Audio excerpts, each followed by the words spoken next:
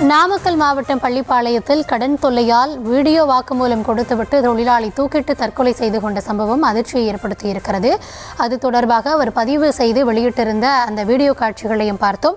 மேலும் விவரங்களோடு இணைகிறார் எம்முடைய செய்தியாளர் தங்கமணி. தங்கமணி, வணக்கம். என்ன நடந்தது? முழுமையான விவரங்களை வழங்கலாம். வணக்கம். நாமக்கல் மாவட்டம் பள்ளிப்பாளையத்தில் கடன் தொல்லை காரணமாக வீடியோ வாக்குமூலம் கொடுத்துவிட்டு தொழிலாளி தற்போது தூக்கிட்டு தற்கொலை செய்து கொண்டிருக்கின்றார்.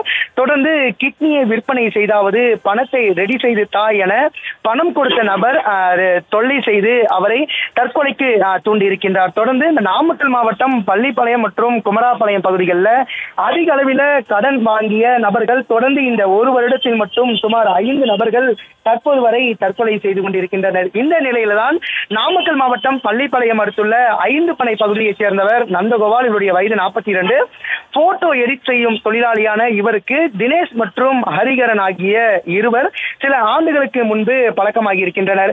சேலத்தில் தினேஷ் ஹரிகரன் நடத்தி வரும் ஸ்டூடியோவில் நந்தகோபால் பணிக்கு சேர்ந்துள்ளார்.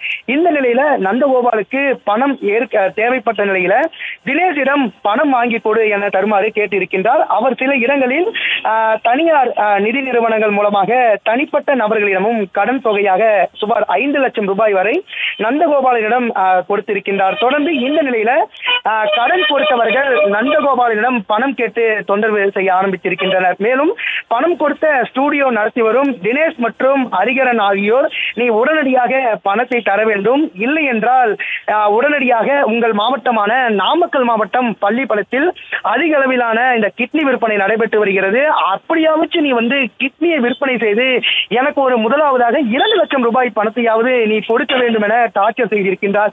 இந்த நிலையில அவர் பேசிய ஆடியோவில் குறிப்பிடத்தக்கது, நானே இதற்கு ரெடியாக தான் இருக்கிறேன், எங்க அம்மாவும் இதுக்காக ரெடியா தான் இருக்கிறாங்க. அதாவது அவர் சொல்றபடி நாங்க 2 பேருமே கிட்னியை விற்பனை செஞ்சு தந்துடுறோம் அப்படிங்கிற மாதிரிதான் நந்தகோபாலன் பேசியிருக்கிறார்.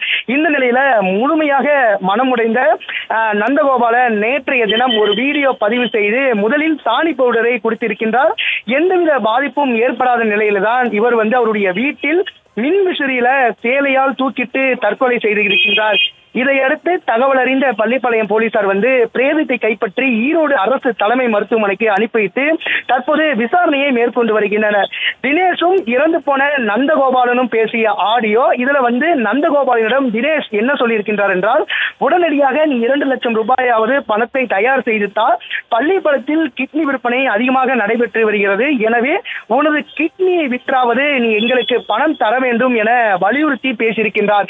இதனால்தான் நந்தகோபால் தற்போது உயிரிழந்திருக்கிறார். தொடர்ந்து இந்த கிட்னி விற்பனை விவகாரம் இன்னும் ஓய்ந்த பாடு இல்லை. இதற்கு முன்னதாகவே இந்த கிட்னி விற்பனை செய்து எனக்கு பணம் தான் என தொந்தரவு அளித்த நிலையில தற்பொழுது ஒரு போட்டோ எடிட் செய்யும் தொழிலாளி தற்போது தூக்கிட்டு தற்கொலை செய்து கொண்டிருக்கின்றார். அவர்களுடைய உறவினர்களும் தற்போது பள்ளிப்பாளையம் காவல் நிலையத்தில் குவிந்து வருகின்றனர். கிட்னி விற்பனை செய்து பணத்தை கொடுக்கும் நிலைக்கு கூட இந்த பள்ளிப்பாளையம் பகுதியை சார்ந்த கூலி விசைத்தறி பெண்மணிகளும் சரி தொழிலாளிகளும் தற்போது உயிரிழந்து காணப்பட்டு வருகின்றனர். தொடர்ந்து இந்த உயிரிழப்புக்கு பல்வேறு அரசியல் கட்சியினர்கள் தற்போது கண்டனத்தை தெரிவித்து வருகின்றனர். உடனடியாக இந்த தற்கொலைக்கு காரணமான தினேஷ் மற்றும் ஹரிகரனை உடனடியாக கைது செய்ய வேண்டும், இவர்களும் சட்டவிரோத கிட்னி விற்பனை புரோக்கராக கூட இருக்கலாம் என்ற ஒரு கோணத்தில் தற்பொழுது பள்ளிப்பாளையம் போலீசார் விசாரணையை மேற்கொண்டு வருகின்றனர். விவரங்களுக்கு நன்றி தங்கமணி.